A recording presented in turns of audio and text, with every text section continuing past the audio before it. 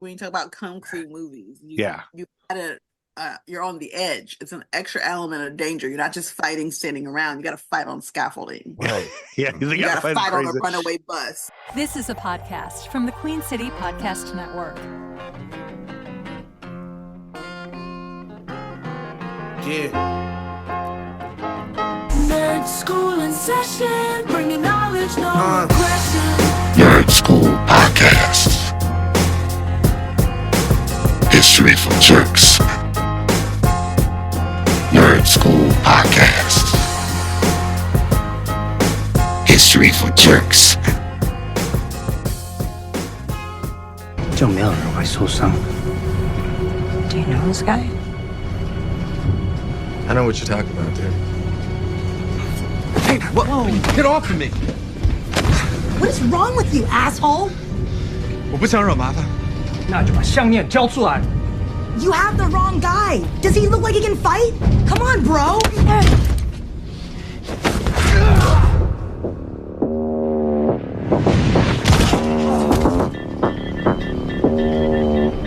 You okay?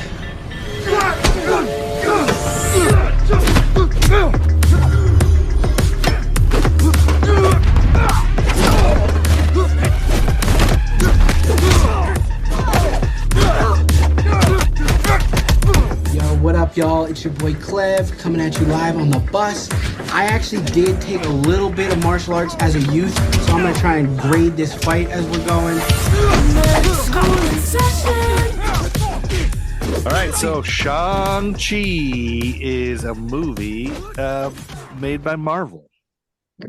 What an intro. Marvel. Legend of the Ten Rings. Don't forget Who that. directed this?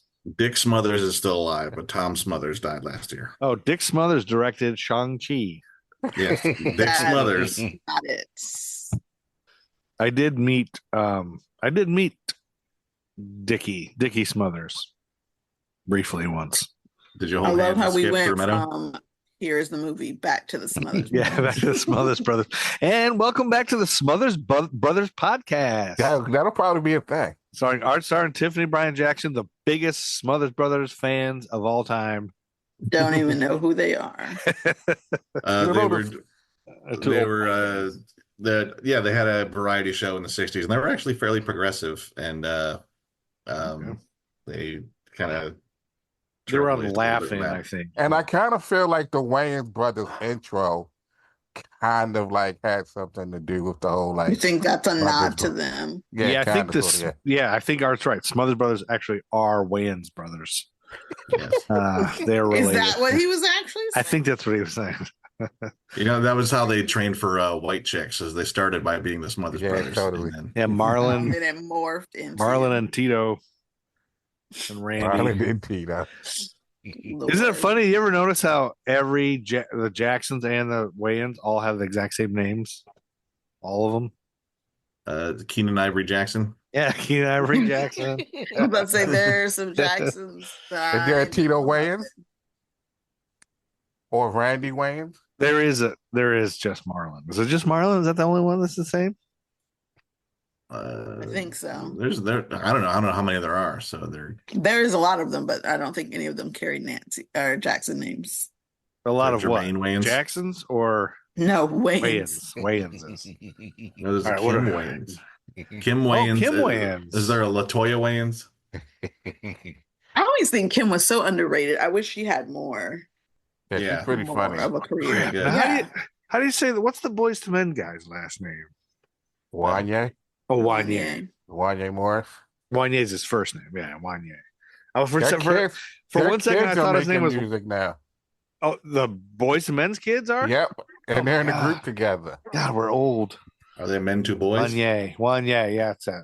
I forget the name of that group, but I don't think it's Men to Boys. Boys to Men to Boys, and then to Men back later again. Yeah. What about another Bad Creation? Did they ever make anything again after that first album? I mean, they were so young. I don't think they were meant to. Do you think could they beat up Crisscross? Well, one of Crisscross is no longer with us, so. Oh no, that'll be in there. Rest in peace, Crisscross. I think it was Daddy Mac, not Mac Daddy, that died. a lot of people don't know this, but Chris Christopherson was actually in Crisscross also. Is this a Joe link? There's this Joe's Maybe. fantasy In the world. Deborah Joe Ruppaverse, anything is possible. Lord, bring us back. It's late. Okay, All right, okay. back to Shang-Chi and the Legend of the Ten Rings. All right, I won't mention that Herb Tarlick and Les Nessman were both on Newhart. I won't mention that. Bless our listeners. We are 2 seconds into this and on a tangent so long. Les Nessman was also on Murder, She Wrote. Okay, and now, starting now, we're talking about Shang-Chi. Yeah. Shang-Chi. And now, Starting now, Tiffany Bryan Jackson wants us to talk about the movie at hand. The next, not the fact- thing that we're and not the gathered here fact to talk that about. There's a full trailer for Kraven the Hunter, which is finally going to come out this December. yeah, Yeah. I can't with you all. there is a Literally. trailer for a new Marvel's coming out in It's a December, Sony Marvel. It's like in the vein of Venom but not part of MCU. and No. Morbius. Okay, so we'll put that aside for I now. mean, I haven't seen it's Morbius an yet. alternate timeline, so technically it's part of the entire MCU, but it's in the world with Morbius and Venom. So would you say this whole MCU, the multiple timelines, has now made it that everything that's ever been Marvel anywhere is part of a timeline? So like the old Captain America from the 80s. Well, they just had a thing come out recently where Agents of S.H.I.E.L.D., one of the writers, is saying because they don't really, in the timeline now, there's no mention of Coulson's resurrection, that Agents of S.H.I.E.L.D., while not in the sacred timeline, could be viewed as being a part of the MCU to some extent, up until Coulson gets killed.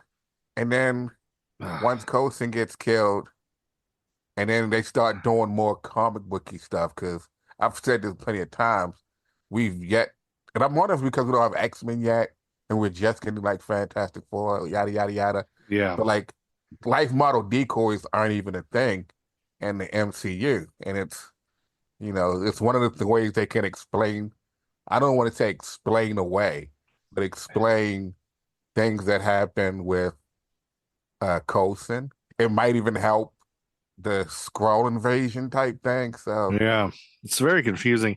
I will say I did see, I don't know if Tiffany saw it, but I saw Wolverine and Deadpool Wolverine, whatever it's called. Oh, haven't seen it yet. You haven't seen it yet, TBJ? So, but again, here it is, me watching something, the most current movie, and not having watched the last, I don't know, the previous 10 before that or whatever. So have you seen Logan though? I did see Logan. Okay. So that helped. But have you saw Deadpool, the first 2 Deadpool movies? Yes. So what connection are you not connecting? Well, the only thing, I mean, there's some timeline stuff that I think I missed. It's Joe overthinking. And you probably everything did. And you probably watches. also you didn't watch season 2 of Loki, right? No, I haven't yet. Okay, yeah. So yeah. So I should have watched that in hindsight. Well, sort of. Not I mean, always. You could see- just watch it. I think and once you It's the concept of the timeline, because of the way anything's possible. Joe's mind works. The Yeah. That's TVA true. is in Deadpool and Wolverine. The Yeah. TVA changes a lot in season 2 of Loki. So Yeah, for because someone like yeah. Joe, that's like that's mathematical equation, epic proportion type stuff. Yeah, because I was looking for Owen Wilson, and he wasn't there. no. Spoiler. But yeah, but it's not, I mean, they directly reference Deadpool even says, "Oh, from Loki season 1," that one episode at one point. But Yeah, I mean, That's- it wasn't that. I won't say that I didn't go through the movie being like, well, "What's happening? I don't understand any of this." I mean, I understood most of it because of the Logan, Wolverine, Deadpool, and just some of the stuff I've heard nerds say and everything. So some of the surprises that we can't mention, spoiler alerts, because we don't want to ruin it for TBJ. Some of them blew my mind. Other ones I kind of like, eh. But How did you see it? with my eyeballs and I my mean, it's just feet. like 3D Max. What? What's that? Oh, 3D IMAX. Well, and here's part of the problem. And I think I want to demand my money back. I should probably complain. So I took my daughter and we went to 3D IMAX and the guy handed us the wrong 3D glasses. So the first 7-8 minutes, didn't work right. Like it wasn't the right glasses, and so some other guy complained, walked out, and then they came in and gave us the right ones. So the whole first 15 minutes were effed up. They should have started it over, given me free popcorn. Free popcorn. And they give you free popcorn. Yeah, I would have put 'em out said of business. something there. You waited till you went home. I would have left the movie and been like, "Hey, just know while I was in the movie, this happened," and then Yeah, let them I should give you have. something. I should have said something. Well, but the other thing is, I realized I think this might be the last movie I'll ever see in the theater. My bladder just doesn't allow me to watch 2.5-hour movies anymore. You need to get that app, the P app that they have. What's the P app? There's a P app where you can pee in your seat? It's an app that'll tell you, like let's say a movie that you're watching, what's the optimal time that you could go to the bathroom and not really miss anything. Really? Yeah. Well, because then my daughter had to pee, and then I had to explain to her. I don't know what I hate more: going to the bathroom and having to ask somebody what I missed, or being the person who has to try to explain to them what they missed. I think I hate being the explainer more because I don't remember when you left. What did you see last? I don't remember what I saw. I'm still paying attention. Excuse me. Can we pause the movie? I have to go to the bathroom. That's what I think. Every patron should get one pause. And when they pause it, everybody gets up and stretches and pees and whatever. The movies are too long for bathrooms. I mean, you need a bathroom break. Or maybe they should just be like one of those little training potties where you just take your pants off and sit down, and then you can just pee whenever you want. Or maybe I bring a diaper. Do not love where this conversation is. That's what most people do. And speaking of diapers, Shang Chi is a movie that doesn't feature people wearing diapers. Well, there are babies in the movies, so. Oh, there is a baby. So, yeah, Shang-Chi's a baby. There was a diaper. There you go. Boom. Anyway, this movie came out in 2071. That is incorrect. I know. This came out during pandemic, right? This was the second pandemic. We just talked all about Black Widow.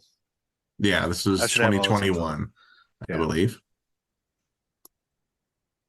And this is directed by... You're right. It was 2021. Did you realize you said 2071, Jeff? Yes. Okay. Yeah, I was just messing around. Yeah, this came out like a month after Black Widow finally came out, I believe. Because I think Black Widow... No, wait, was that March or May? I can't remember which. Black Widow came out in July. It was... All I know was the summer, and this came out in beginning fall. All right, now I got to get the phase 4. Siri, when was Shang-Chi released? Originally set for a February 2021 release, the film's release date was moved to May due to the COVID-19 pandemic putting production on hold. The film was eventually released on September 3rd, 2021. This is from Wikipedia. So AKA when Tiffany said fall. Yeah. All right, sorry, I was looking at the wrong thing. And you, thank you for finally apologizing and acknowledging that you are incorrect and you are full of shit. Yes. So yeah, this was 2021. The MCU gearing back up after the pandemic. And the Nerd School podcast had already started at that point. And it introduced the first Asian-themed, Asian-led movie in phase 4 of the MCU. It took them this long to get to start checking in with non-white people as the leads. I mean, hello Hollywood. And you know, the one right before this is Black Widow, the first female lead movie. No, wait, Captain Marvel came out too, but yeah, I'm trying to think. Is this kind of like a reflection of or kind of inspired by Black Panther? Or did they already have it? Because you're like Black Panther, I think the success they got by that, where they're like, oh my god, there's other people than white people. We need to do everything. Or do you think this was already in plan? I think Black Panther proved that it would be a success. I think, conventional wisdom and asshole upper crust money handle in Hollywood is everybody's got to be white guy. You got to have white dudes to get people to see it, and Black Panther proved that wrong, even though they Which did. not just Black Panther, but movies after movies prove them wrong. But what do we Right. know? Yeah.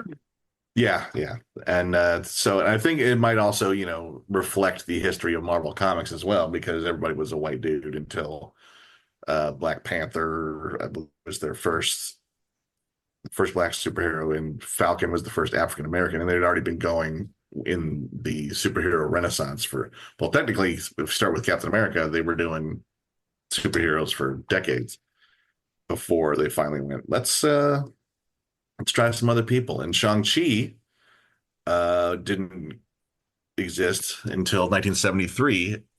Okay. Created by Steve Englehart and Jim Starlin. Was it a stereotype then? Like, was it? That's what I wondered, if this movie fixed. Well, I know the Mandarin stuff was problematic. Yeah, and the Wenwu in this film is a combination of. That's the dad. Yeah, the dad. It's a combination of the Mandarin from the Iron Man comics, who was sort of and caricature. Yeah, and the bigger caricature was Shang-Chi's actual father, who was Fu Manchu, which was basically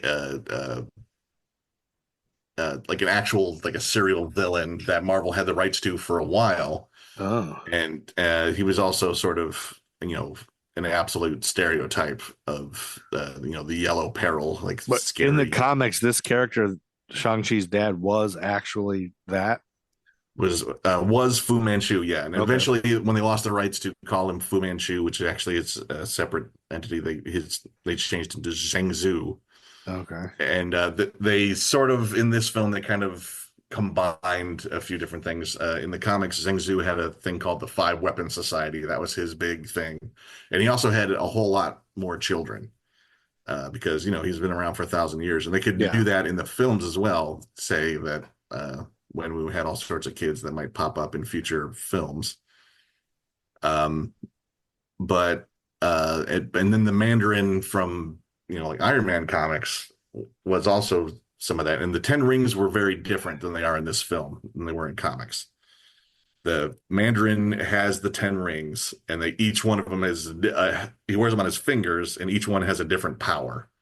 Like one is like a disintegration ring, and then the other one is a mind control ring, blah, blah, blah, that kind of thing. Oh, okay. So that makes a little more sense, because I was sort of like, throughout this, I was like, why do they call them rings if they're really bracelets? But that makes sense. I mean, they're still rings.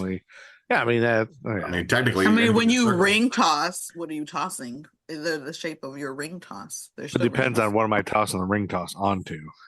And then it's still a ring. Am I throwing out Art Star's wiener? Then it's a. How did you go there? How did you go there from rings? I was gonna go when Joe's tossing anything, it's a salad. See, I can't. That's just in prison. No. Anyway, back to Shang-Chi and the 10 rings. Yes. So that's cool. That's interesting. That's different. But Shang-Chi was kind of created to capitalize on the kung fu phase. The kung fu movies got real big, Bruce Lee, that kind of thing. So this was Marvel's way of kind of entering that realm. And while this was a kung fu movie. Yeah. I mean, really. Was your fighter movie? Yeah, I mean, it was really cool. I mean, it made me, every time I watch a kung fu movie, I'm like, oh God, I love kung fu movies. Why don't I watch these? And then I forget about it. Like, this reminded me of Crouching Tiger, Hidden Dragon, which was great. Like the way artistically it was done. I think some of the characters are the same actors. Some of the actors are the same. I think the sister, the Nana, I think is in Crouching Tiger, Hidden Dragon, possibly. Michelle Yeoh, yes. Michelle Yeoh, yes. Yeah. She's in a lot of stuff. Yeah, she was in what's the big movie that just came out? Everything. Yeah, Everything is Everywhere all the time. And this is also her second MCU role. Oh, she had basically a wait? Don't tell cameo. us. Do somebody want to guess, or do you guys all know already what she was? We've already seen her. We've already covered it. Galaxy, right? Yeah. Guardians of the Galaxy 2. Yeah. She appears briefly. They don't really name her. She's at the end. She comes to Yondu's funeral. She's one of the Stallone's crew of Ravagers. Ravager. Yeah. She's one of the Ravagers. Yep. Yeah, Which one is she? Alita, Okay. and who is actually in the comics one of the original Guardians of the Galaxy. So does that mean that whole storyline's gone? She won't be that?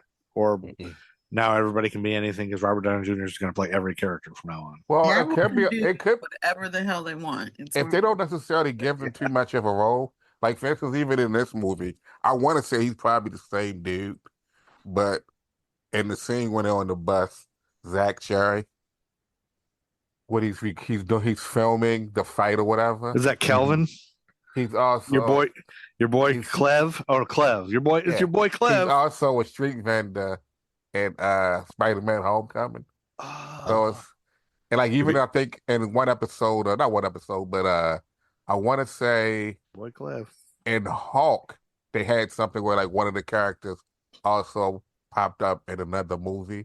You know, MCU has done it a lot with his name is Costas. I forget his name, but Costas Mandalore. Who? Costas Mandalore. That's the dude from Agents of Shield, right?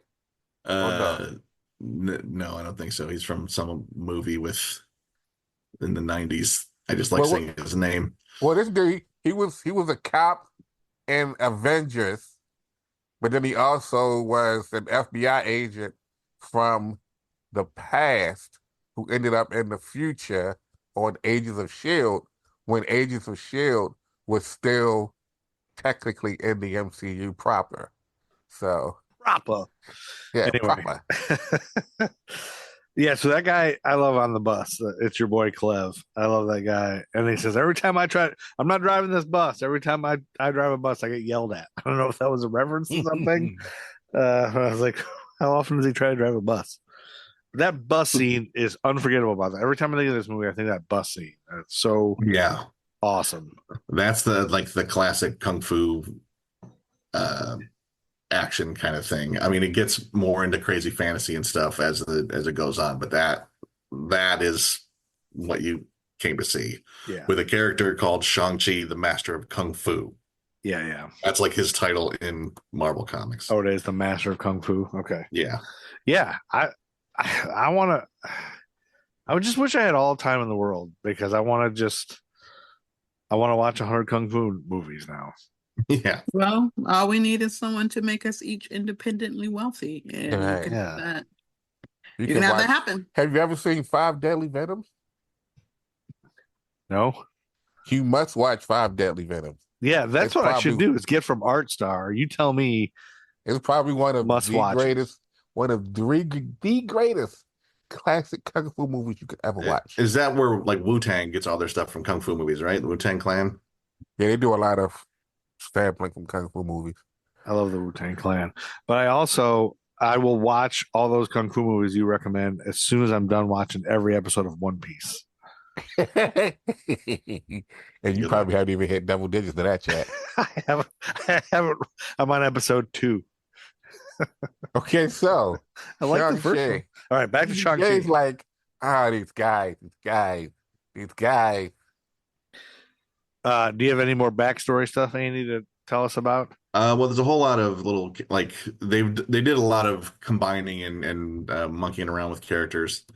But what surprised me when I was doing research on this is that Shang-Chi's mom was apparently never really referenced at all until after this movie was released. Oh, really? And they kind of introduced her because like it was all about his dad being this evil, eternal sort of crime lord kind of guy. But Ying Li in this film kind of inspired the creation of Shang-Chi's mom as a character. They called her Zhang Li in 2021, which is about the same time this movie came out. And that's the cool thing about these movies and shows is like some of these characters who either they just create for the movie or the show ends up finding their way into the comics, a la Felicity Smoke and Darcy Lewis.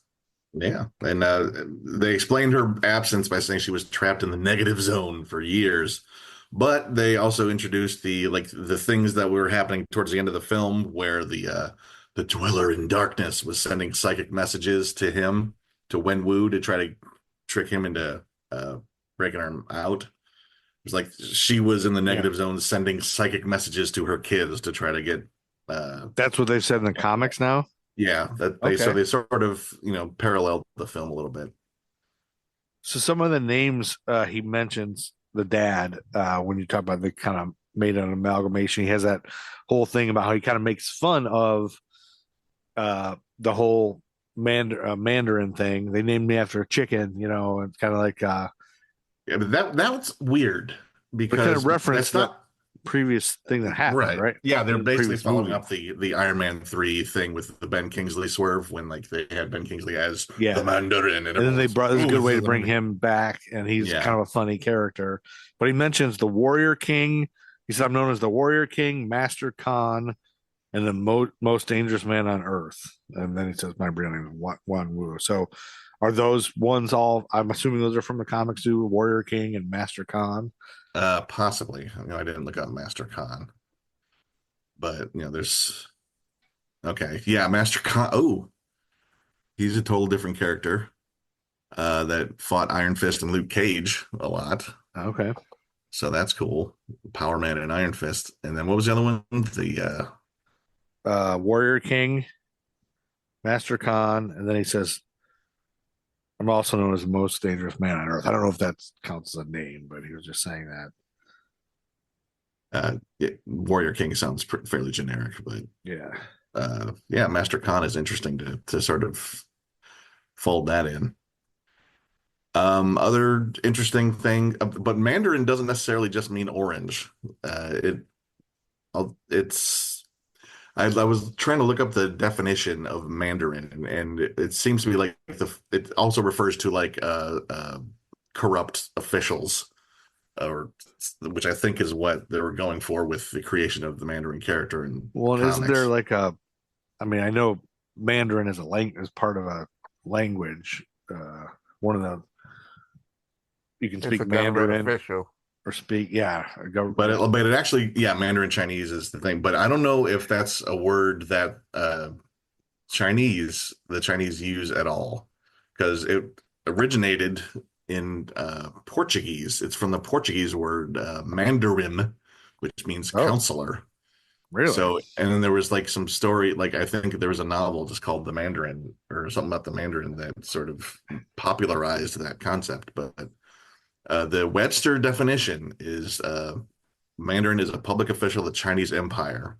Okay. Or a pedantic official, or a person or person in influence, often in intellectual and literary circles. There's a whole bunch of definitions for it.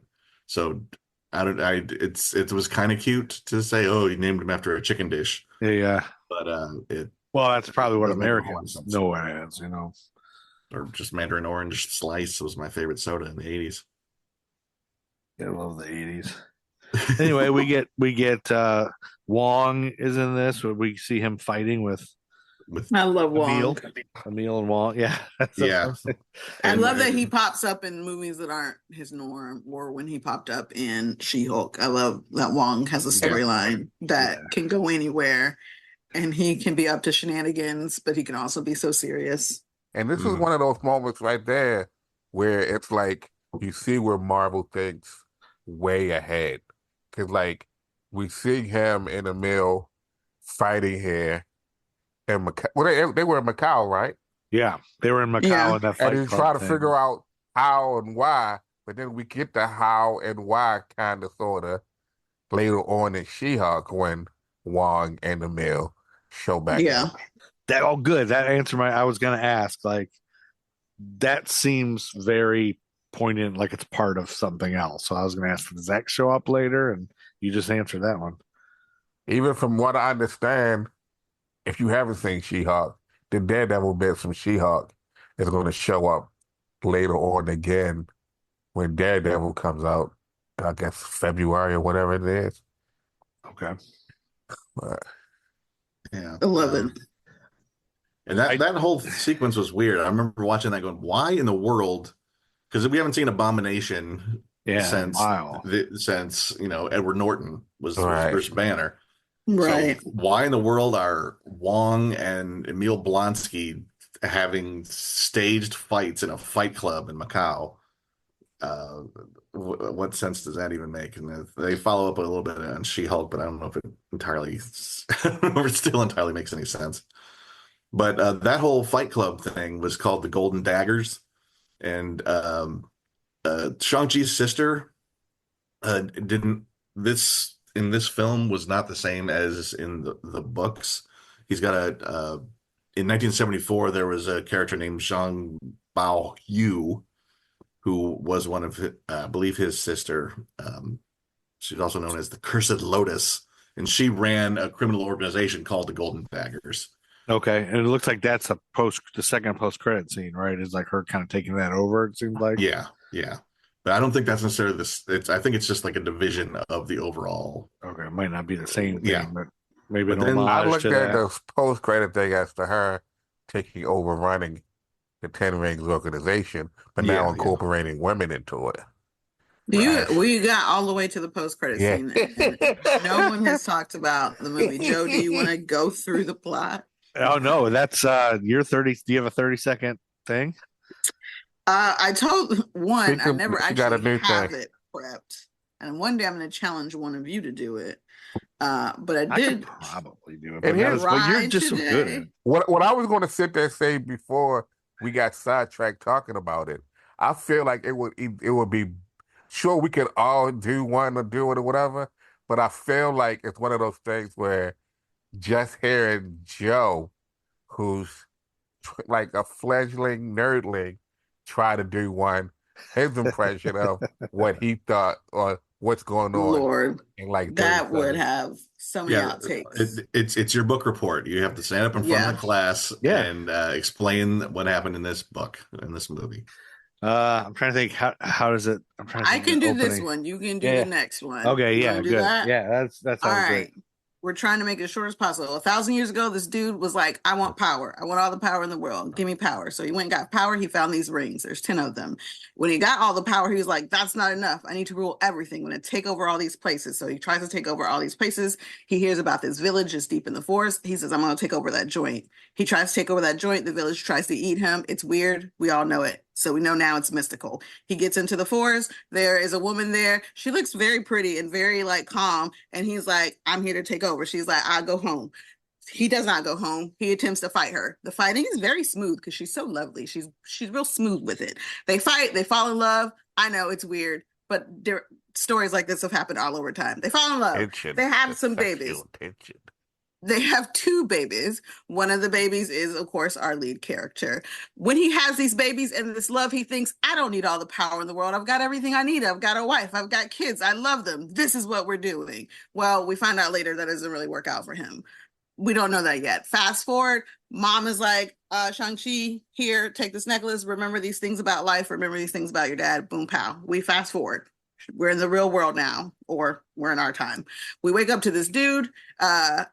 We wake up to this car scene where we think this badass who's stepping out of this fancy car is going to be this guy we've learned about from the beginning. It's not. It's a different guy. Our main character is a valet with Awkwafina. Yep, that Awkwafina. We'll talk about her later in her controversies, but I love Awkwafina, and I'm going to state that here now. Okay, they go for a joyride in this car. They're living their best life. They go out to dinner with their friends. Their friends are like, grow up. And they're like, we don't need to grow up. We're living life the way we want to. Whatever. They say, we should go home. They don't go home. They karaoke it up. Boom. The next day, they're getting up. They're catching the bus. They're going to go to work. On that bus, some random dudes are like, give me your damn necklace. He's like, why do you want my damn necklace? Then we have the best sequence that Joe talked about in the beginning. There's all this badass kung fu, all this bus, no brakes, crazy guy with sword in his arm. It's weird. It's wild. But you know what? Our homie wins. This is where his friend, Awkwafina, aka Katie, goes, wait, who the hell are you? We don't know yet. He's going to tell her later. He goes home. He's like, I got to pack. I got to get out of here. I got to find my sister. She's like, you have a sister? I've been there with friends. Are they really your friends if you don't know they have siblings? That's a different conversation. He's like, I'm going to go find my sister. I've got to save her. Our dad is coming. And she's like, what the heck does that mean? He's like, I'll tell you later. She goes, well, I'm coming too. They get on the plane. They're flying over to find his sister. He thinks he knows where she is because of a postcard he received.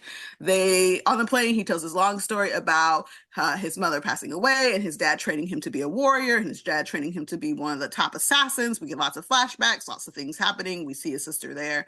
He trains, he goes off. He tells her he went on the mission that he did not do. Spoiler alert, we're going to find out later he did do it, but he says he did not do it. So they go off. They find his sister. When they arrive, he's thinking, hey, I'm just here to find my sister. He's going up this elevator. Turns out it's a fight club. This is where we see our homie Wong and our other homie, not really our homie, fighting in the center. Because of that bus fight, he's viral. He's a viral sensation. The whole world is like, this is Bus Guy. He's going to be center stage in the fight. He's like, I'm not here to fight. I'm here to fight my sister. And Ronny Chieng is the MC. Yes. He gets in there. Guess who the fighter is? It's his sister. He's like, hey, girl, I just need to talk to you about safety. She beats his ass. Okay. She's got a lot of resentment from their childhood. She beats him pretty hardcore. We learn after that she actually owns this joint. She ran away when she was a teen. She was real salty at him because he left on this mission and said he was coming home and he never came home. Again, childhood trauma, sibling rivalry. Boom, pow. He's like, why did you send me this postcard? She's like, I didn't send you no damn postcard. Guess what? They figure out at the moment the alarm goes off in the joint. His daddy probably sent the postcard. That's what we think. The men are back. They're here to fight them all. They got these little shock thingamajiggers that they're fighting with, and they're taking over the whole club. His sister and her homie peace out. They leave him and Katie behind. He's like, what the heck? They try to escape. They go out the window. A big fight ensues. The sister comes back. She just says, I just wanted you to know how it felt to get left. She comes back. She saves them. They go off. The sister thinks they're free. Well, the sister and Katie, turns out, nope. He's faced with his ultimate warrior, the guy with the mask. Assuming guy. We never know if that's a guy or girl. Guy with the mask.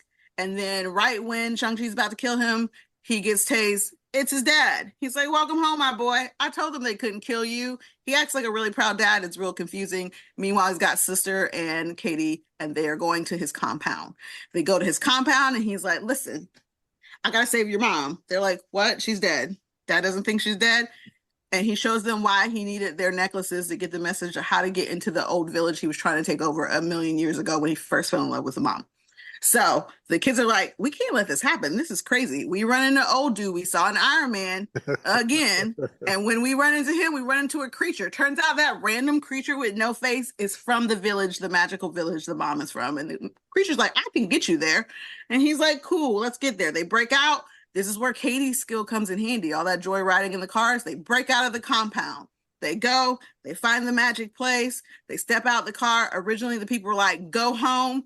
And then Auntie comes out and she goes, my niece and nephew. You know how it is with Auntie love. She welcomes them in. She tells them the true story. He's like, we don't got much time. My dad is on the way. She's like, was your dad wearing the rings when he was hearing these messages? And he's like, yeah, how you know? She knows things, Kay. She knows things.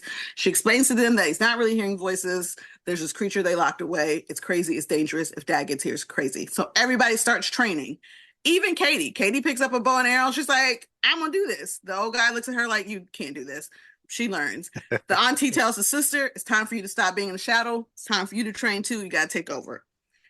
Shang-Chi comes to Auntie. He's like, listen, the only person who could ever defeat my daddy was my mama. I need you to teach me. Auntie says, listen, you gotta come to terms with who you are. Light and dark, you gotta get this figured out. Cool, great. We're training. Sequence of everybody training, getting ready for the big ass fight. Everybody's improving, getting better. But now we get the full story of what happened to Shang-Chi in the night his mother died. We see that while they were living this peaceful life in this great place where all he needed was love, these people come to hunt him down for his past discretions, but he's not home. He's out grocery shopping or whatever. And the mom's like, Shang-Chi, go in the house with your sister. It's okay.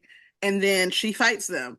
Now, while she dies, I'm going to say she took everybody down with her. Okay? She took everybody down with her. I want y'all to know that. That was a badass because she had actually lost most of her powers, but she was still taking everybody down. She badass. She a badass. Dad comes home. He's like, blood for blood. Must avenge her death. He goes off. He avenges. He sends Shang-Chi to do the final avenge. We find out that while he told Katie on the plane he didn't do it, he actually did. And he's kind of ashamed. And that's what he had to come to terms with. Whatever. Next day, guess what? The evil people are here. Dad's here. Time to fight. Dad comes with his army of crazy people, the 10 Rings gang, and then the homies from the village get together with their mystical creatures, and it's time to fight. Shang-Chi gets one mission. He said, I'm going to kill my dad. He trained me to be the killer. I'm going to kill him. They all battle. They fight. They're against each other. Blah, blah, blah, blah, blah. Dad gets past it. Shang-Chi chases Dad. Dad gets out there. He's fighting. He's like, I'm not scared of you. He's like, yes, you are. And he beats him up and he throws him in the lake. And we think Shang-Chi is down for the count. He's not. But Dad then gets across to the other scaly window when he's hearing the mom's voice. And he's like trying to pound her to get out. Somewhere down that lake, Shang-Chi comes face to face with a dragon. It's a mystical creature. It's here. It's got a lot of power. He's coming face to face. He wakes up. We rise up. But in the meantime, Dad has let out a couple of those creatures, and those creatures are sucking people's souls. Okay, they're sucking people's souls and feeding the random thing behind the wall. The wall gets out. Dad is beating up Shang-Chi. They're trying to come together, but when that crazy beast comes out, it takes Dad's soul. I know it's a sad moment, but I low-key was like, well deserved, sir. You've been wrecking havoc for 1,000 years. So now we gotta save the village from this crazy creature trying to suck all the soul. Another big battle scene between creatures and other people killing the creatures, and our old man who was there for Katie dies. That's a really sad moment. I did mourn that for a second. Then, it's a movie where they're gonna win. So they win, but unfortunately they lost a lot of people in that battle. But they take it down, the creature goes down, they put it away, they do that ceremony where they put the floating lights on the river, and they say goodbye to their people. And we think, oh, what a celebration. Everyone is going to go back to normal, and the village is safe again, and they will rebuild. Shang-Chi and Katie are back telling their homie, like, we saved the world, girl. And they're like, we do not believe you. You're lying to us. This is weird. Last week I was telling you to grow up, and suddenly you saved the world. That's when Wong comes in. Side note, at this point, they're like, where's your sister then? He goes, back shutting down my dad's operation. Again, spoiler alert, she ain't shutting shit down. But suddenly Wong shows up through a little portal. He's like, hey, you got them rings? He's like, yeah. He's like, come on, you too, girl. So they leave, and the friends are like, what the hell just happened? Whatever. We have a scene where Shang-Chi, Wong, Katie, Captain Marvel, and who else am I forgetting? Yes, Bruce with his broken arm is in there, and they're trying to figure out where these damn rings are from, and they're going through, this is not going to be great for us. Captain Marvel dips out quick. Bruce eventually leaves, and he's like, go home, get some rest. They don't rest. They go karaoke again, this time with Wong. Sandra is back on the compound. She is not shutting stuff down. She is building an army again. Shit looks dangerous. Then we close out. We get some extra credit, as always. And we get to see some other scenes, but I'll let us talk about that in a moment. But that's the gist of Shang-Chi and the Legend of the Ten Rings. Well done. Nobody does it better. Nobody does it better than TBJ. I'm going to let Joe do the next one, though. All right. Let's be prepared. Hard. That's what it is called. So what is the next movie? Just so I can... I think it's The Eternals. Oh, God. Here's the thing, Joe. That show sucks. They're just a speed round. You don't have to be perfect because we're going to go back and dive into it anyway. Oh, yeah, I'm good with that. Yeah, I'm good with it, especially because Eternals, I can do it a little flippant like you did with I think the first time you did this was a movie you thought sucked. Yeah. Well, I was telling Andy before we started, the more I hate the movie, the shorter it can be. It can be 10 seconds if I truly hate the movie. How dumb you I can be like, this random dude, this is this dumb thing, and the world collapsed, and the end. Yeah. Some of those things you mentioned, like I want to talk about Ronny Chieng because I think Art, you worked the Ronny Chieng show when he was live with the night. Did you work that show with me, where we got to meet him, or were you not at that show? I don't think I was at that. I can't remember. Okay, so I met Ronny Chieng. He came into the stand-up show. Very cool guy. I love it when they're cool guys. And he was in the show, so we are now one person away. Look at you, Don Cheeto, Ronnie. Yep. Nerd School. Yeah, it's two people. Basically a Marvel star, Joe. We are basically Nerd School is basically connected. The MCU, yeah, completely to the MCU. But I was kicking myself because like shit, I forgot to mention to him that I loved his work in this movie because he was my favorite part. Anyway, Ronny Chieng, he's a funny comedian and he was great. And he was like, "Don't worry, I speak ABC. I'm John John." He played John John. He was a funny guy. And the scaffolding. One thing you kind of like glossed over is that whole fight scene when the bad guys come to the compound where they're doing the fight club. That scaffolding shit. I knew it was coming because this is the third time I watched it through, but still, I was like, it makes me so uneasy watching all that fighting on the scaffolding. But it's action packed. Mm-hmm. It's cool. Truly. Fighting, hanging off the side of a building, like it's so crazy. It's a scene like that in Rush Hour 2, I believe. Rush Hour 7.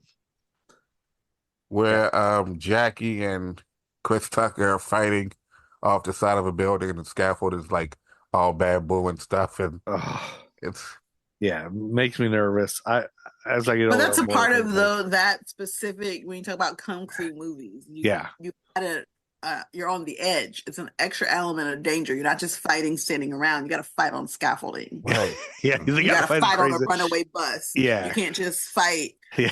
Like right here, right now. Yeah, the background is just as good as the fight. Well, that's kind of like Marvel's done a great job all along at this. Like, they're fighting on the top of the Statue of Liberty. They're fighting off of this and that, off these giant buildings. And, what's the Spider-Man one where everybody's in that elevator and he's hanging off the edge of the building and all that. The Washington Monument. Yeah, the Washington Monument. I couldn't remember where that was. Was that in London? That was Washington Monument. That's where it was. Yeah. I think those things I wanted to mention, and the Morris and Slattery. Morris is the name of the chicken pig. She calls it that chicken pig. The weird thing with two butts. It looks like it has like thing with on both sides. two butts on either side and some wings. But we also need to talk about one of the key characters here, Awkwafina. And I was not aware of any of the controversies she had until now. My daughter, I mentioned it to my daughter. Yeah, Awkwafina was in. Do you love Awkwafina? She was like, "Oh, she's being canceled. They're trying to cancel her." And I was like, "Why? What?" And my daughter didn't really tell me, so I got on TikTok where you find out where everything that's happening, and I fell down a whole bunch of rabbit holes. So I don't know if Tiffany, you're probably the best to talk about this. Kind of gets us into the social justice thing and what she. Yeah. I could talk about it. I will say, now let me preface this by saying I actually love Awkwafina. Oop, hold on, my cat just escaped in the room.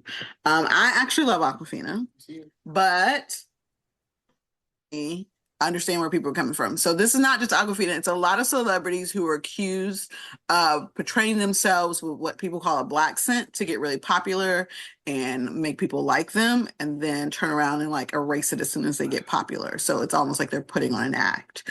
So they don't need it anymore. So then they just let it go once they're successful. Right. Yeah. Right. But here is why I think it's less of a matter of, let me put this on temporarily till now for her. Again, it's valid. I've seen people do it. Ariana Grande's do it. I've seen a lot of people do it. And then suddenly they're like the whitest of white people in the world. And you're like, weren't you just 10 minutes ago? Yeah. Here's the tea. Awkwafina originally came out as a rapper. OG. Before she was the actor, the comedian, she was a rapper, and she is from Queens. Wasn't a joke rapper though? Like, wasn't a comedy rapper? But I don't know. Yeah, but I don't also know. I really she don't. was pretty decent at it. Not full on comedy for comedy's sake. Okay. But she, that's her roots. So for me, part of it's like, okay, that is her roots as a rapper, and every rapper, like. What's his name? Shaggy, the one who does all the reggae songs. That dude is from Virginia, right? So part of me is like, I get it a little bit as far as entertainment, and I don't ever think she's done it in a way that makes me side-eyed her. That's my personal opinion, but I cannot speak for all. Not like Iggy Azalea. Yes. So I couldn't believe she was Australian. You hear her talk, and it's completely different. So I just think it was a matter of people. But the thing is, she is still very loud and gregarious. Awkwafina is. I don't think that goes away. But I think all comedians kind of have a persona. Do you know what I mean? You've seen the show. Most comedians are actually extreme introverts with crazy depression, right? Yep. So they are all putting on a mask of sorts. Yeah. And so I don't believe hers was ever intentionally an adaptation of Black culture. I don't think she took it as so many other people do. I don't think it was an appropriation thing. I just think she was a product of Queens, New York, and she came out really young, and she wrapped in the world where that worked. And so her first coming on this scene, you're like, okay, I see where that's coming from. So I don't really hold it against her. I don't think she's ever come on and sounded super proper as people think she does. I think she just lost a little bit.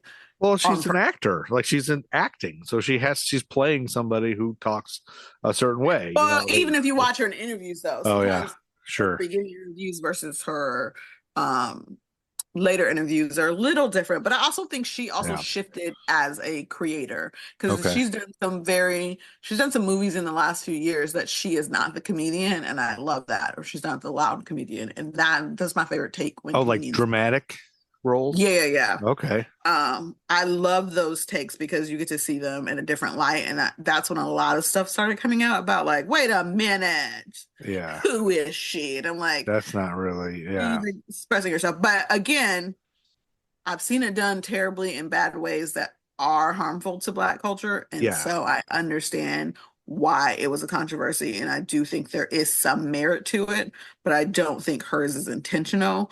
Her controversy wasn't as bad as Simu Liu. Who? The lead character, Simu. Shang Chi. Oh. What did he do? There are some, I think, tweets or written word from him from a while ago where he basically said that being gay is similar to pedophilia. Oh, no. I didn't know that. Yeah, so his controversy was a little more harmful. He has come out and said that actually it's not what he said, or take it the wrong way. I don't know what to believe, because tweets, a lot of people got these old tweets that, first of all, when you get famous, and if you've said some dumb things on Twitter, I need you to go erase your old Twitter. Who knows? Like, when I first got on the internet, I said all kinds of dumb shit because I'm warning you now, Joe. If we're gonna get this, I need you to go delete your old tweets, Joe. Yeah, I used to always be that person, and I'm to some extent, I'm the same way. Like, I know how social media influences a lot of things. I remember one time going to look at, like, studio space, and the lady, she didn't ask me if I had, like, a portfolio or anything. She asked me what was my Facebook. I'm like, what does that have to do with anything? You know, then I think I'm watching some court show, and some dude got in trouble because he posted something on Facebook, and it came out in divorce court. So it's always been like, that's one of the reasons why I always been like, if I'm on Facebook, any of these things, it's like I keep personal stuff to a minimum, and I'm not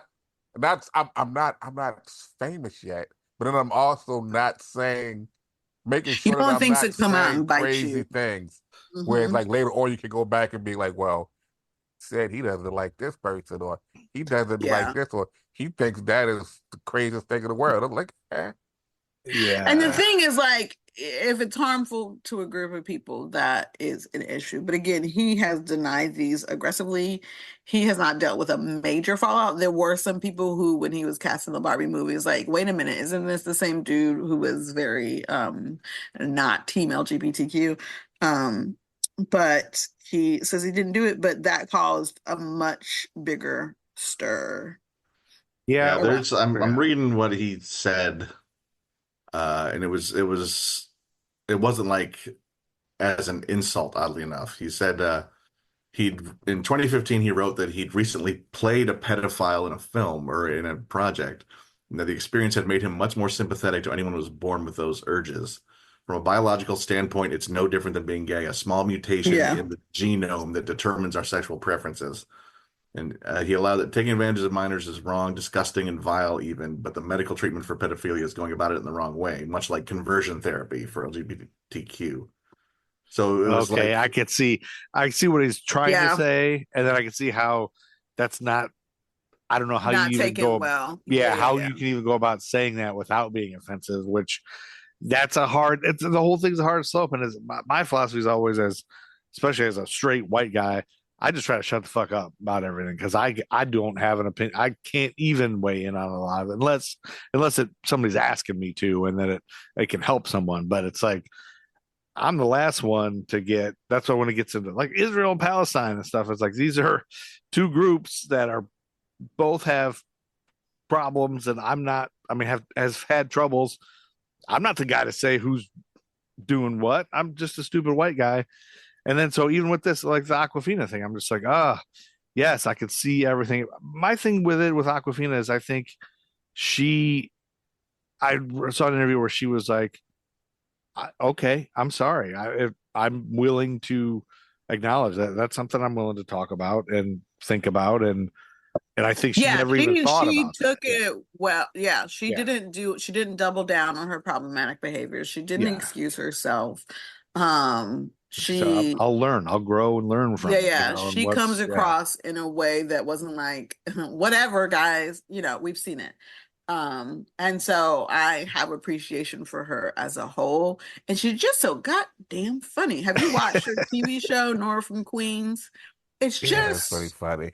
I didn't know she had a show. That's the thing. She had a whole TV show. Yes. Somebody wanted me to book her a while back. I guess she was doing a stand-up tour. You should have. Well, I think I tried, and I think she wanted. I think we couldn't. I think she went somewhere bigger. Like we weren't big enough at the time. But I was like, Awkwafina, who's this? And I quickly searched, and then now she's everywhere, and I kind of know she is from this. But, and I think the other thing I want to say, I came across an Insta or a TikTok or whatever, and it was these 4 black guys, and I think they had a podcast. I think they have a podcast, and they were like, "Okay, we're told Awkwafina. We were told this was problematic in what she's doing," and they watched a clip of her from. It was clearly from a comedy show where she was playing like a hustler in the street, like playing cards to try to pick somebody.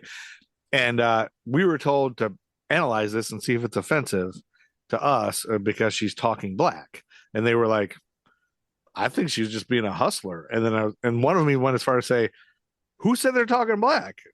I think you're racist for thinking this is racist. And I was like, oh, it's so many levels of racism. And the trick is like, there are plenty of people who are like black accent. I mean, in general, black accent isn't cool when you have to adapt it. But also, I think you could it is, again, she's taken accountability. And I was not aware that I was behaving in a way that was an issue. Mm-hmm. Let me get it together. So, again, no one's ever boycotted her though. So I think we're good. Yeah. So they might have not liked her singing in The Little Mermaid, but I was still here for it. Oh, now she was in The Little Mermaid also? And it was that? Yeah, the remake that just came out. Not the live version. Yeah, the live version. Oh, the live people were with people that everyone was all upset about? She doesn't play a people. She plays a bird. She plays Okay, God, I'm so behind on that. Also, did you not know she played the seagull? I didn't know she was in it. The only thing I know about is people were upset that Little Mermaid was black for some reason. No, she plays Scuttle. She does have a song in there. She again is not blessed with a singing voice, but she has a song in there, and people don't love it. But I love it because I think it's funny. As someone who cannot sing, if you were given this role, you would play it up, and she does. Side note: if you're ever looking for what I do like about her in this movie, though, is while she is funny, she has lots of tender moments in this movie. And I love that they gave her those tender moments, even though she's known for being big and boisterous, because I know she can carry that. If you guys are wanting to see Awkwafina in a movie that she's playing seriously in a drama, it's called The Farewell. I'm just going to put that here. Okay. If you saw the tender moments in this and you're like, I'd love to see some more tender Awkwafina. You made me watch The Room, and I never sleep at night because you made me watch that. So I don't know if I can do it. I only suggested it so you could understand the magnificent acting of Brie Larson. And my respect for her went up 100 times. I want you to look at these actors and see the clear scope of their talents. Like they are not out here pulling Sylvester Stallone where they're always paying Sylvester Stallone or Arnold Schwarzenegger. They are. Get to the chopper. Or Tom Cruise. They are whoa. Art loves Tom Cruise was at the Olympics. He was celebrating and I was America. very upset about it, so no need to bring it up. he sucks. But that somebody brought up, I read somewhere online, and it dawned on me. I'm stupid, guy. Keep in mind, and you guys probably are definitely aware of this all the time. But somebody made the comment that, oh, she's the character in this movie that is supposed to be us. Like she's the person that guides us through, and you're that person. And so then I started realizing, oh, so all these Marvels, like somebody's the everyday non-hero. Yeah, that you empathize with, and that's supposed to be you in the movie as we watch, it's the viewer. And I was like, oh, so it's like Darcy in the. I mean, I identify with the mom in the movie. I don't know about the rest of you, but I identify as Warrior. Yeah. And I identify as Red or the color or Thanos, you know. Yeah, I'm Clev. You would be Thanos. You would. This is your boy Clev. I'm coming through. I'm watching this fight. There's also, if it helps, Simu Liu recently, within like the last week, has been shitting on J.K. Rowling for her anti-trans shit. There you go. Good job. He's getting it together. And also, the Awkwafina's character, Katie, was made up for the film, but an interesting little casting nugget is that her grandmother, who we see in the beginning, who's like, I think the one trying to say when they're going to get married. Yeah, set them up. That's another interesting thing, that they seem like they're basically platonic besties. Yeah. And there's not really any sort of hint of anything more than that. But her grandmother is played by Tsai Chin, who was in 5 of the 1960s Fu Manchu films. Oh. Which when is tied together. Yeah. Well, even some of the kung fu actors or people who do the martial artists, they're from different shows. And one of his Wenwu's captain, the guy who plays his captain, his grandfather was a martial artist who did a lot of kung fu movies. He's been in a lot of kung fu movies, so it's one of those things where like it's definitely was a way to showcase not only Asian representation but also a different kind of side of Marvel. Different kind of action film, right? Instead of just punching and throwing shields, we're getting full. Which you also get fighting. if you watch The Acolyte, you get Star Wars, but it's almost like a Star Wars martial arts series, because you're not just getting lightsabers and dodging and moving, you're actually getting kung fu. I love it. Joe, did you have a bunch of questions about this movie? No, I think those were, I think you guys covered the things I was just like, is this gonna the Emil Wong thing you guys kind of covered. I can't figure out how to get back to my notes app. I got a new phone that I don't know how to use. Lord, you're showing your age, Joe. Well, it's Apple. I'm not an Apple guy. What did you say, Andy? A couple other right notes. Down to the top of the screen and go to notes and type notes. Oh, the rings beacon. The rings at the end. It's like has a beacon, and I'm assuming that comes something later, and we're gonna see that. I don't think they have not followed up on that yet. And there's supposed to be a Shang Chi too, right? It's coming out. I think so. I haven't. Here's the thing. So I mentioned this. So all of these mystic items are connected, and so they have like little tidbits and things where we get the Kamala's gauntlets, the rings, something else I can't think of. Stones. Right. Yeah, the stones. Yeah. But then you have like in the Marvels, there's like the whole connection with the gauntlets causing, things to happen. But like it's all this mystical energy, which I feel like had they done something like the Eternals, right? I mean, because like we have the Ebony Blade in the Eternals, which we'll get to, but it's like all of these things, if Eternals was done right, and I feel like the fact that Eternals came right after Shang-Chi, it was like Eternals had so much. It's not even Eternals, but it had so much promise. We'll talk about that later. We'll talk about it next, but I hate it. I feel like maybe I'll like it Marvel, better when I watch it again. Like, I guess, I get where people are talking about the whole Marvel and comic book burnout, Yeah. But I feel like Marvel has, because they had to do so much, they've been doing so much backtracking, and they showed us too much of a timeline that they want to pull back, and then they keep telling us too much stuff, then they like kind of pull back. I mean, and then it's like this, and I get the funny bit in Deadpool and Wolverine, which kind of like, it feels like it was a shot at Mr. Ali, but then it's also like, when is this movie going to get made? Is it ever going to get made? Because there's always going to be one and only blank. So it's like, okay, but then it's Marvel's giving us so much. Like, even now, I feel like the focus is about to shift really hard on a Fantastic Four, because it's supposed to be coming out around the same time next year, right? Is it gonna be the big summer movie?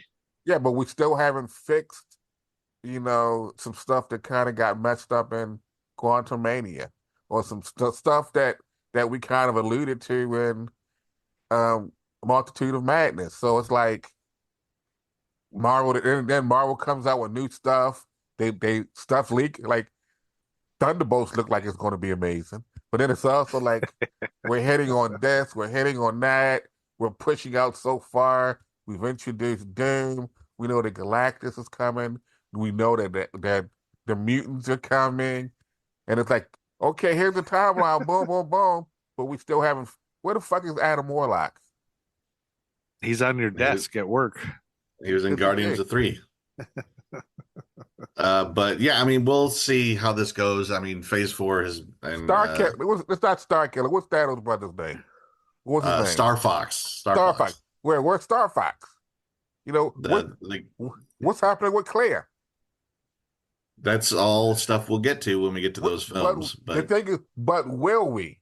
That's the thing I'm trying to say. At some point. I mean, this movie is picking up. This is the first time we've seen Abomination since 2008, and this movie is 2021. Eventually, these things will be picked up on. It's just, you don't know if it's going to be the next film or the next decade. Right. And so my thing is the fact that I get that. I get what you're saying, but it's almost like, as an artist, let's say I have a painting that I'm working on, right? I don't know where this painting is going at yet. Like, I'm not showing people outside of people who I'm looking advice for about this. Like, this is what I have so far, and I'm telling you about it, and then now I have you salivating, waiting, and then like, if it ever comes, but then when it finally does come, I've had to backtrack so much. You'd be like, I don't get where you were going with this from what you told me you was going with this the last time. Well, let me take your analogy and tell you that I feel like Kevin Feige and the Marvel people are more like, when you say art, they're more like Commander Mark, where it's all sketched out all the way down the wall, really long. Heck, he's already got Commander plan. Mark Kitzler, for those of you who don't know. But you're only seeing Commander Mark drawn, on panel 2 right now. Mm-hmm. But if you back up, you see he's got stencils already planned out. I'm sure he does. And it's just one of those things where it's like, sometimes I feel like we just get too much of the Kool-Aid. Yeah, it's a mess. I like when you just said, "Oh, they messed some things up in Quantumania." I'm like, which is that now? Like, I was asking somebody, "Hey, what's your favorite Marvel movie?" I think Civil War is my favorite. And I was like, I remember the fight scene at the airport, but like, which one? Like, which Avengers movie do you like best? I don't remember. There's like 8 of them, and they all are just one amalgamation in my brain. It's like asking what date is your favorite date you've ever lived? I don't know, August 3rd, 1989. I was about to quote you from Miss Congeniality when it says, well, what's your ideal date? And she gives an actual date instead of an actual date. Is that a good movie? Yeah, like Sandra Bullock's my girl, so I'm Sandra cool with Bullock it. is Sandra But Miss Bullock Congeniality is good. is She's underrated, or you don't like her, Art? Sandra Bullock is probably one of the greatest actors in all time. Really? Agreed. For Oh my Demolition God. Man alone, Demolition Man is all you need. That's all you need is Sandra Bullock. Forget everything else. Speed. No. It's there's Speed. so much great stuff, but She was good Demolition in Man. Speed. I think Speed's the only thing net. I've seen her. What in. about the net? Oh, the net was horrible. Come on. Uh-oh. Speed is what put her on everyone's map Yeah. to be like, Yeah. oh, this woman. Speaking We of should Speed, listen to her. speaking of I'm Speed, scared of where you're going with well, this. the bus scene in this. Okay. One thing I Yes. thought of once like the guy gets knocked out and everything, I was like, did the brakes go out? Like, did they ever have a moment where the he brakes? cut it. You didn't see him cut it? Oh, he cut the brakes. Okay. When his little crazy sword hand goes through the floor, Oh, it cuts the brake. Razorfist. Okay, gotcha. Okay, because all of a sudden I was like, wait a minute, why don't they just stop? And I was like, No, because they show a sequence. Every He bus cuts is speed? it. The Okay. bus driver tries to hit the brakes. They don't go. I will say this: last time I watched it, I was playing Marvel Snap while I was watching something. I was trying to stay above Andy in the thing. Allegiance. I like that Razorfist is an actual Marvel character. Yeah, so is that we didn't talk about him much? I don't think. Razorfist and Death Dealer. Yeah, who's the other one? The Death Dealer's the dude in the mask that never talks. Both of those are actual Shang Chi villains or Shang Chi characters. Death Dealer, that he was cool. Yeah, he was. Yeah, and Razorfist. Oh, I just wanted to mention this. He was created in 1975. Oh, and he was originally a henchman for a drug dealer named Carlton Velcro. Cool. Carlton Velcro is a cool name. Is it? Yeah. One time, it's like Larry Shoelace or something. One time I was in traffic court and you had to sit there and wait for your name to come up, and they called this guy's name. His name was Conroy Parchment. And I was like, Conroy Parchment, where the fuck's this guy? I want to be friends with this guy. I got one better than your Parchment. Yeah. Back in the day at the place we were employed at, when I worked there full time, I took a phone call. And when you're ordering something, I say, ask for your name. I always go last name. He goes, Hammers. I say first name. He says, Jack. I said, did your awesome. I said, did your parents do that to you? And he goes, yeah. I said, was elementary school real tough? He goes, mm-hmm. I go, okay. Jack Hammers. Awesome. But that is actually the real name of a Marvel character. Deadpool's sidekick Weasel. His real name is Jack Hammer. See, not Hammers. Maybe that's what this guy's parents were like. You know what? Yeah. We're gonna take it back to the comics. Who knows? But I felt sad for him. Jack Hammers and Conroy Parchment. There we go. I worked at a call center where we tried to get people to re-up their magazine subscriptions for like 2 weeks in college, and the name I remember having to call to try to renew like a Motor Trend magazine or something was Junior Grubb. Oh my! We knew B's. Well, we worked with a guy named Shad Bub. Bless. Anyway, Shad Bub, Conroy Parchment, Jack Hammers, and what is it? Junior Grubb. I hope you all listen. If you're all listening, please tweet us. I'd like to see if Junior Grubb still subscribes to Motor Trend magazine. When I was younger, I used to go. have this thought, like, if I was to ever have kids and I would have a daughter, I'd give her like this really weird like middle name, but like it would be like something to the point like when you pronounce it, it sounds like you're saying, "Isn't she?" Isn't she lovely? Right. It would have been dorky, but it was one of those things. I'm like, that would be the perfect thing to do to someone. Did you guys like this movie? Yes. Yeah. It was very cool. You know, It was a fun watch. It was a refreshing watch. I love the bit of Chinese mysticism mixed with storytelling of today. All that. All of it. All the cool animals in the Wonderland type of thing were cool. Mm-hmm. And do you think as somebody like would kung fu enthusiasts, Art Star, I'm looking in your direction, would they say like if you were having a conversation with somebody and say, hey, what's your favorite kung fu movie? And if somebody said, oh, I love Shang Chi, would you be like frowned upon? Oh, you're not a true kung fu fan if a Marvel movie is your favorite kung fu. I feel like they would say, as a contemporary martial arts film, it's probably like a 6. Okay, but it's good. I wouldn't say it's like, I wouldn't put it, I wouldn't. It's like I put it above the Karate Kid with Jackie Chan and what's his name, Jaden Smith. It's like it's watchable. What about the movie The Warriors? The Warriors? Yeah, that's not kung fu. It's not. But it isn't. It's definitely a good contemporary kung fu movie. Okay. I did Marvel Umbrella. Yeah. Okay.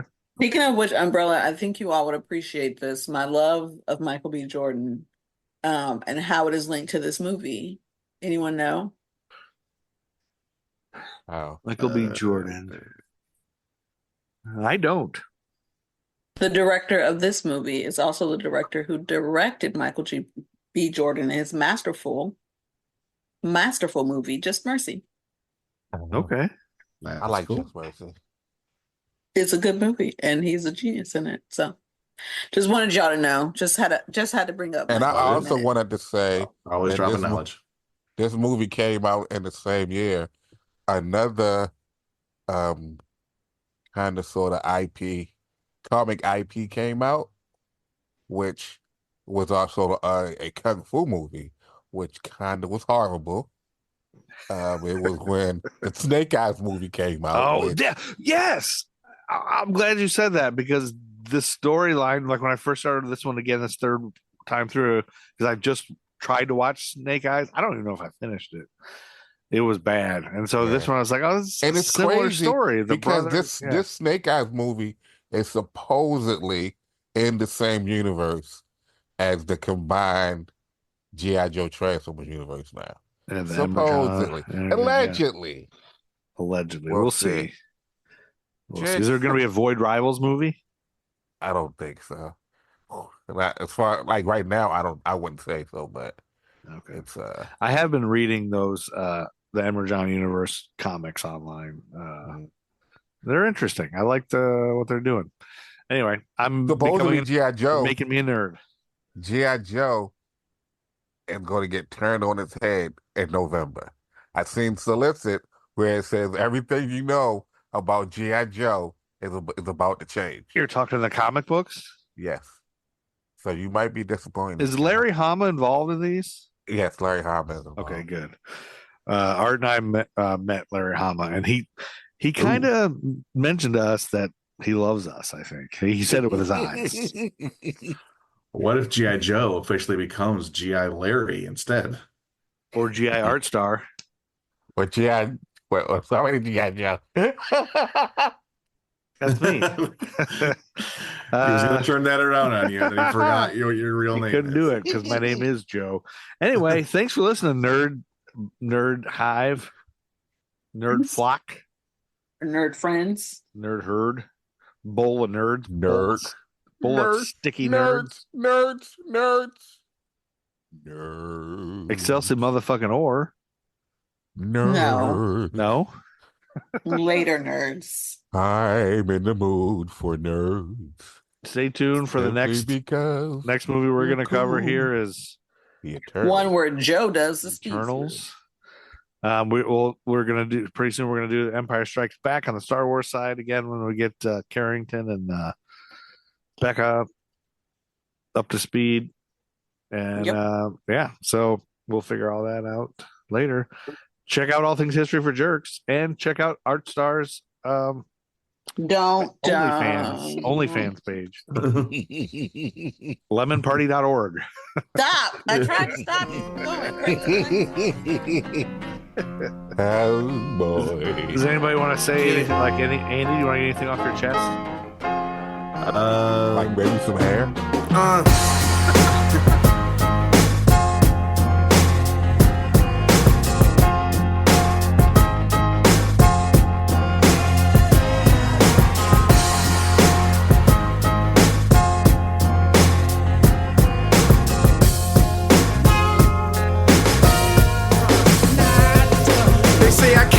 about the president no more. But evidently they don't see we in the streets still poor. Still more incarceration of my kinsmen by the prisons, and people thinking this election to end it race. The Nerd School Podcast is a product of History for Jerks and a member of the Queen City Podcast Network. Find out more about History for Jerks at historyforjerks.com. Check out the Gruff and Loud Show on YouTube, a show with two jackass Gen X dudes drinking beer, smoking weed, and rambling about pop culture. Also, check out the American Timelines podcast featuring Joe and Amy. It's true crime meets history and pop culture. There's also a dumb t-shirt shop on Threadless created by History for Jerks. You can buy a Gordon Jump shirt or an Edie McClurg shirt. It's really dumb and stupid.